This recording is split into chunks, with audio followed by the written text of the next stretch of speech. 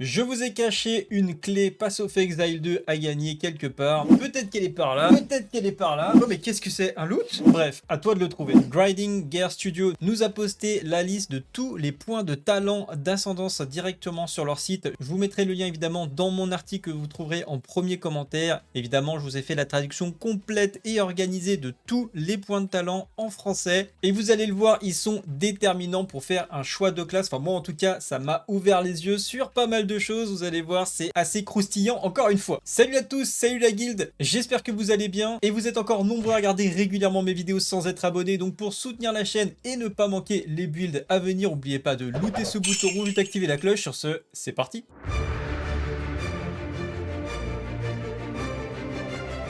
Et on attaque tout de suite avec la sorcière et son ascendance Storm Weaver. Le premier talent, c'est Vent Rugissant, qui va faire que les expositions que vous infligez réduisent les résistances ennemies de 20% supplémentaires. Ensuite, on a Invocateur des Tempêtes. Donc l'effet, ça va vous donner la compétence Tempête élémentaire, ce qui vous permet de créer une tempête donc stationnaire, feu, glace ou foudre sur une zone ciblée, basée sur le type de dégâts élémentaires le plus élevé infligé. Il se déclenche sur un coup critique avec des sorts. Les coups qui ne déclenchent pas de dégâts élémentaire n'active pas cette compétence, donc vraiment un talent qui m'a l'air assez puissant en passif et en plus qui va s'adapter au type de magie élémentaire sur lequel vous avez envie d'orienter votre build, donc vraiment très stylé. Vous pouvez le renforcer avec Danseur de pluie qui fait que les tempêtes élémentaires bénéficient d'un temps de recharge réduit à 150%. Neige lourde, les cibles peuvent être affectées par 2 frissons simultanément, donc des ralentissements cumulés. Les frissons peuvent réduire la vitesse d'action jusqu'à 35% maximum. Les frissons infligés ont 25% de magnitude en moins, donc la magnitude d'un frisson, ça correspond au pourcentage de ralentissement appliqué à la vitesse de l'ennemi et il est calculé en fonction des dégâts de froid infligés. Façonneur d'hiver, tous les dégâts augmentent la magnitude des frissons infligés. Frappe double, les cibles peuvent être affectées par 2 chocs simultanément et la durée des chocs est réduite de 50%, donc là je pense qu'on parle de choc de foudre. Façonneur de tempête, tous les dégâts des coups augmentent la probabilité d'infliger des chocs. Bourrasque constante, vous infligez une montée d'arcane, donc arcane surge en anglais. Montée d'arcane offre 10% de vitesse d'incantation et 20% de régénération de mana, et force de volonté, ça va augmenter votre montée des arcanes de 1% par 15 points de mana maximum. Et enfin, cœur de la tempête, 40% des dégâts élémentaires subis sont récupérés sous forme de bouclier d'énergie, plutôt cool également. Moi personnellement, cette première partie me donne vraiment envie de faire une sorcière vraiment spé contrôle gire, en tout cas ça a l'air très très puissant. Ensuite, l'ascendance Chronomancer, premier talent, c'est de temps en temps, les compétences ont 33% de chance de ne pas consommer de temps de recharge lors de leur utilisation, donc juste incroyable. Rappel illimité, vous confère la compétence fracture temporelle et ça vous permet en fait de manipuler le temps en réinitialisant les temps de rechargement de vos autres compétences.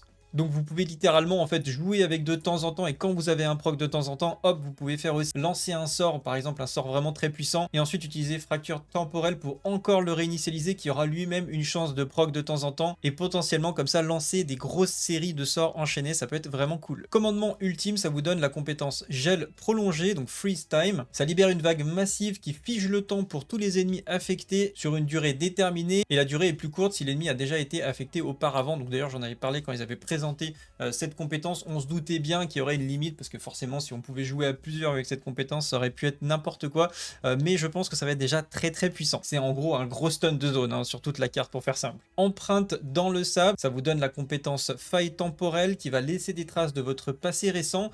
Lancez le sort pour retourner à l'empreinte la plus ancienne en vous téléportant à cet emplacement et en réinitialisant votre vie, mana et bouclier d'énergie à leur valeur d'alors. Donc en fait tout simplement ça vous permet de restaurer votre santé quand vous avez pris pas mal de dégâts, donc indirectement un heal très puissant également. Le talent sablier lourd, donc toutes les 12 secondes vous gagnez 50% de vitesse d'incantation pendant 15 secondes, c'est incroyable. Sommet de l'instant, effet les ennemis dans votre présence sont ralentis de 20%, ça m'a l'air complètement fumé, surtout si ça se stack avec d'autres effets de ralentissement. À voir quelle est la portée du sort, est-ce que c'est vraiment du coup une portée illimitée dans la carte dans laquelle vous vous trouvez ou est-ce qu'il y a une certaine range, donc affaire à suivre. Battement circulaire, 30% des dégâts subis sont récupérés sous forme de vie. C'est un peu la même chose que Cœur de Tempête, mais en mieux parce que là du coup c'est absolument tous les dégâts alors que dans Cœur de la Tempête c'est 40% des dégâts mais c'est uniquement sur les dégâts élémentaires, donc celui-ci est encore plus fort pour augmenter votre survie. Et enfin rivière rapide, les effets de récupération se déclenchent sur une période de 4 secondes. Donc je sais pas à quoi ça fait référence exactement, si vous le savez dites-le moi en commentaire. Ensuite on passe au guerrier avec son ascendance titan. Le premier talent peau de pierre confère 50% d'armure supplémentaire depuis l'armure corporelle équipé. Donc je suppose que c'est le plastron, l'armure corporelle équipée. Peut-être que c'est d'autres pièces d'armure.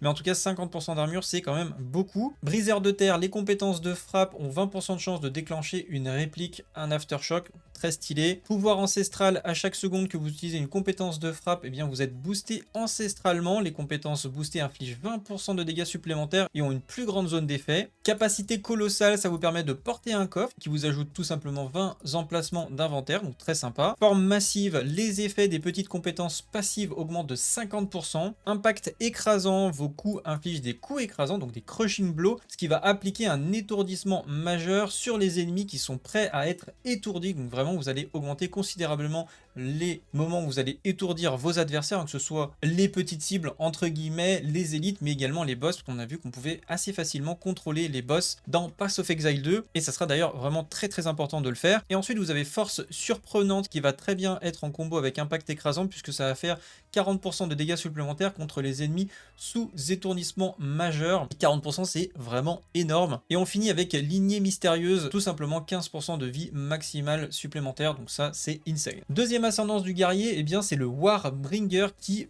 pour ma part, est mon petit préféré, hein. Et on commence avec poids de l'enclume, donc brise l'armure égale à 10% des dégâts de coups infligés, donc là c'est incroyable. C'est-à-dire que plus vous allez faire des dégâts, plus vous allez retirer en fait de l'armure à votre ennemi. Et c'est pas fini, puisque après vous avez impact explosif, vous pouvez réduire l'armure ennemie en dessous de 0. Donc là, je pense que pour ceux qui font du ToE crafting, vous avez le cerveau qui commence à chauffer, à vous dire il y a moyen que ce soit un peu cassé, et je pense que vous avez pas tort. Encore une fois, affaire à suivre. Ensuite, on a héritage de jade, confère la compétence enrobé de jade, consomme toutes vos charges de jade pour accorder un buff absorbant tous les dégâts des coups pendant une durée jusqu'à un maximum basé sur la quantité de jade consommée. Pendant cet état, vous ne pouvez pas bouger ni exécuter d'action. Donc plutôt pas mal, par exemple quand on voit que le boss va nous faire une grosse compétence qui est pas forcément évidente à éviter, ou qu'on est mal placé, hop, on peut activer ce sort, ça peut vous sauver la vie, donc ça peut être intéressant. Appel répondu, donc confère la compétence esprit ancestraux, donc chaque totem invoqué appelle un esprit ancestral qui combat à vos côtés. Si le totem qui a invoqué l'esprit est détruit, l'esprit meurt également. Mur de bois, 20% des dégâts des coups reçus sont absorbés par la vie de votre totem le plus proche avant de vous affecter. Donc ça peut être aussi très intéressant à voir si on joue avec les esprits, peut-être que ça allait beaucoup moins, parce que si votre totem meurt trop rapidement, peut-être que vous n'allez pas forcément profiter de ce talent là, mais pour un côté défensif, avoir combien de dégâts peut vraiment absorber les totems, ça peut être potentiellement un talent extrêmement intéressant, surtout si c'est vraiment tous les dégâts qui vont être absorbés. Et surtout, ce qu'il faudrait savoir, est-ce que le totem va absorber l'intégralité d'une instance d'attaque? Par exemple, je vous donne un exemple concret, vous êtes sur un boss, vous posez votre totem, le boss vous met une attaque que vous n'évitez pas parce que vous avez envie de maximiser votre DPS, mais qui est censé vous tuer, genre vous faire 200% de vos points de vie par exemple en dégâts. Est-ce que l'attaque va être redirigée vers le totem qui va du coup mourir, et à ce moment-là les dégâts ont été totalement absorbés par le totem, ou est-ce que l'excédent de dégâts va quand même être répercuté sur votre personnage? Et à ce moment-là, eh bien, ce talent devient beaucoup moins intéressant. Donc là, ça sera vraiment quelque chose à tester directement in-game. Entraînement de Renly augmente de 40% vos chances de bloquer, basé sur la valeur de votre bouclier équipé et non sur sa valeur intrinsèque. Donc en gros, ça veut dire que si ton bouclier équipé a une chance de bloquer de 30%, donc la valeur de base, mais qu'avec les autres bonus, tu atteins une chance totale de 50%, alors ce talent augmente cette chance totale de 40%, ce qui te donne 70% de chance de bloquer, ce qui est énorme. Mais je pense que c'est pour pouvoir faire fonctionner le talent suivant qui s'appelle Amulette de la Tortue, qui va réduire cette fois de 35% vos chances de bloquer.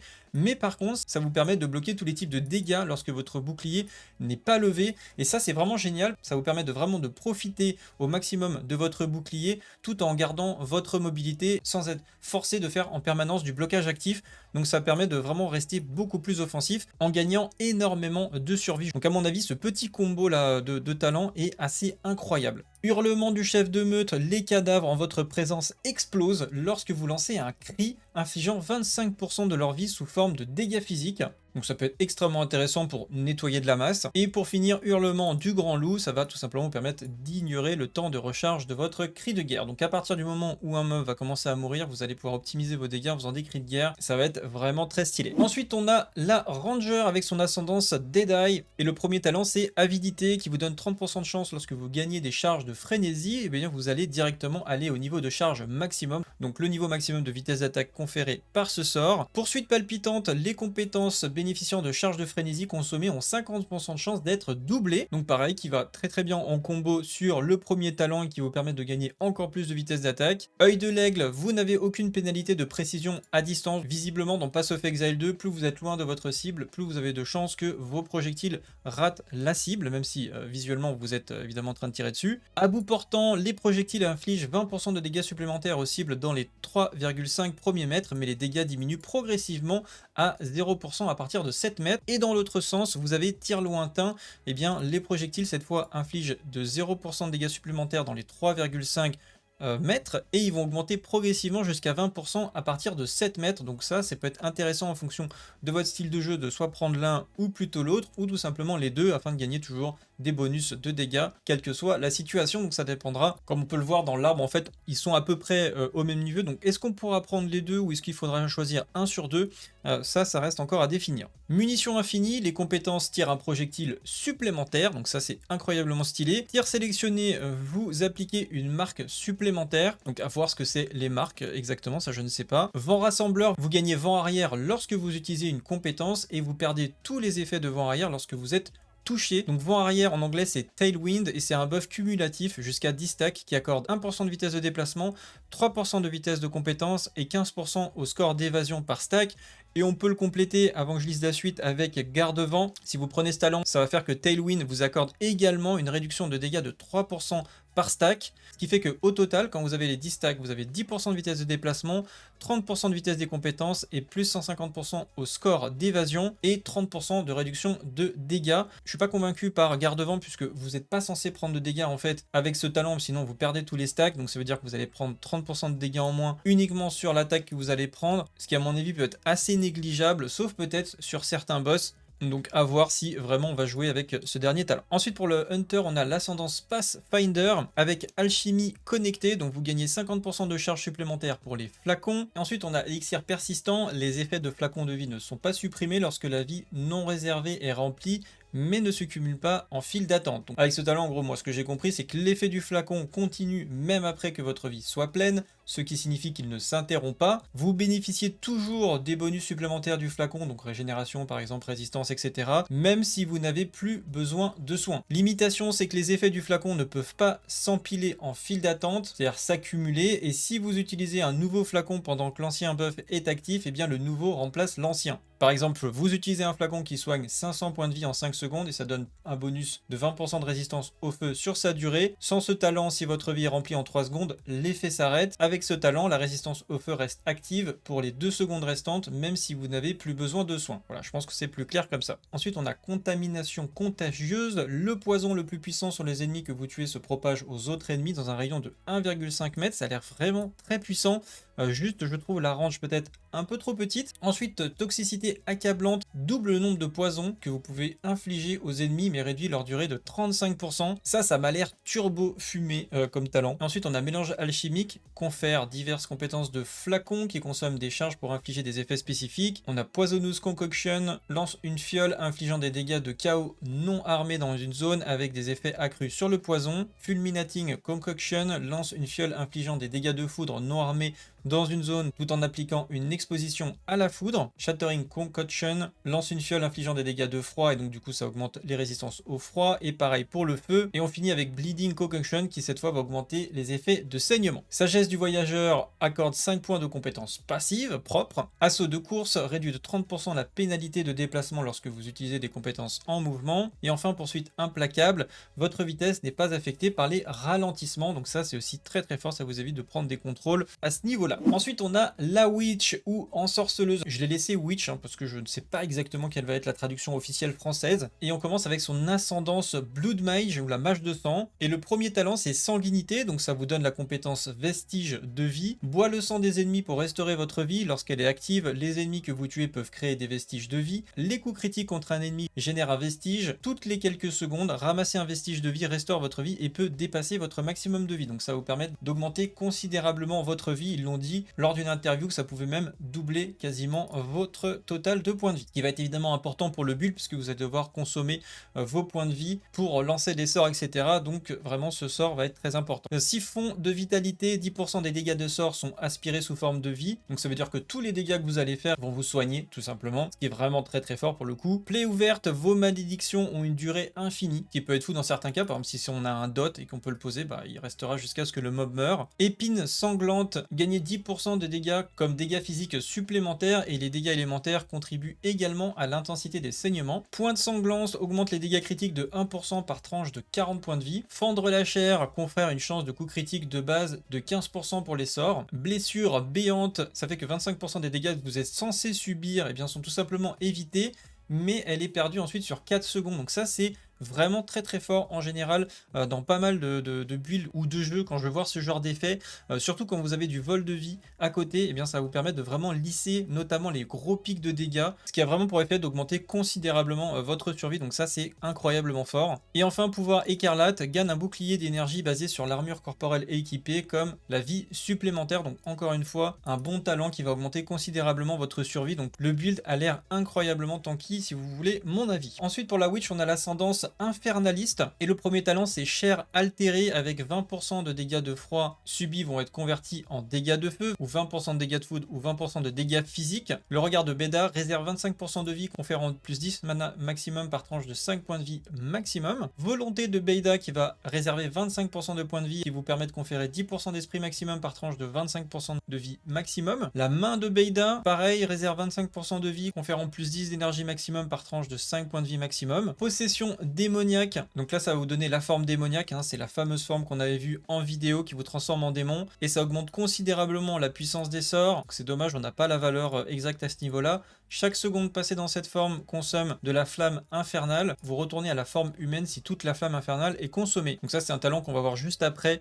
On a maîtrise des ténèbres, vous confère plus 10 flammes infernales maximum. Pacte pyromantique, le mana maximum est remplacé donc par flamme infernale maximale, donc là ça va transformer votre barre de mana en une nouvelle type de ressource. Utilisez de la flamme infernale au lieu de dépenser votre mana pour les compétences. Porteur de flamme, lorsque vous avez une faible flamme infernale, tous les dégâts de feu que vous et vos alliés infligés contribuent à la probabilité d'ignition et à son intensité. Et au contraire, corps bouillonnant, lorsque vous êtes à un niveau donc de haute flamme infernale, vous et vos alliés, en votre présence, infligent 20% de vos dégâts en tant que dégâts de feu. Loyal chien de l'enfer confère la compétence invocation de chien de l'enfer. Donc vous invoquez un chien infernal qui attaque et enflamme vos ennemis proches, absorbe une partie des dégâts reçus par le joueur. Ça peut être très stylé aussi, avec un genre de lien spirituel. Ça dépendra donc de sa tankiness, du scaling aussi du familier pour que ce soit vraiment intéressant. Immolation sardonique, devenez enflammé lorsque vous réalisez un coup critique, subissant 15% de votre point de vie et bouclier d'énergie par seconde en tant que dégâts de feu et confère 30% de bonus aux dégâts critiques.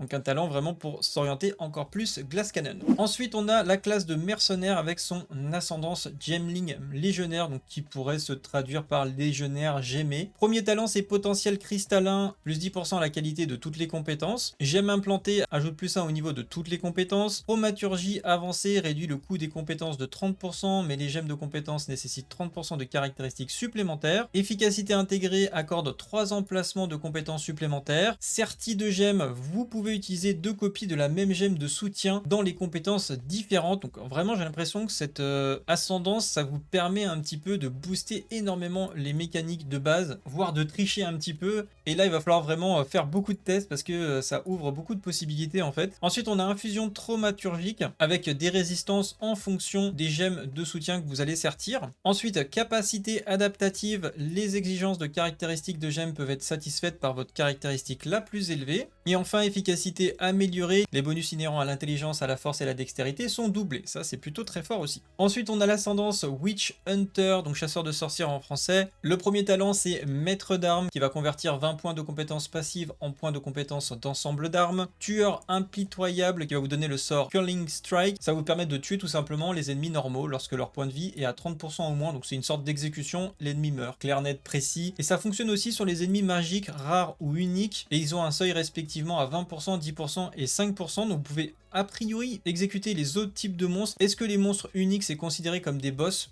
Je pense que oui, donc ça veut dire que en gros quand un boss arrive à 5%, vous avez une bonne chance de le terminer, et ça va très très bien je trouve avec le talent suivant qui s'appelle Decimating Strike. Les coups portés aux ennemis ayant leur vie pleine se retirent entre 5 et 30% de leur vie totale avant que les dégâts ne soient appliqués. Donc l'un dans l'autre, ces deux talents sont juste incroyables, vous allez gagner énormément de temps sur votre vitesse de clean, que ce soit au niveau des trash mais aussi des boss. Pas de pitié, inflige jusqu'à 30% de dégâts supplémentaires aux ennemis en fonction de leur concentration manquante. Rituel obsessif, ça vous donne la compétence protection sorcière, ça génère une barrière qui absorbe des dégâts élémentaires reçus jusqu'à sa déplétion complète et se recharge totalement après un court délai. Ça va très très bien avec la classe vu que on est en général à distance, on a des sorts à éviter, c'est vraiment une protection qui sera assez efficace je pense. Et en plus vous pouvez le booster avec ablution cérémoniale qui va faire que l'effet de protection de la sorcière est augmenté de 50% et en plus il se recharge 50% plus vite. Et enfin, Inquisition zélée, les ennemis tués ont 10% de chance d'exploser, infligeant 100% de leur vie maximale en dégâts physiques. Donc ça c'est juste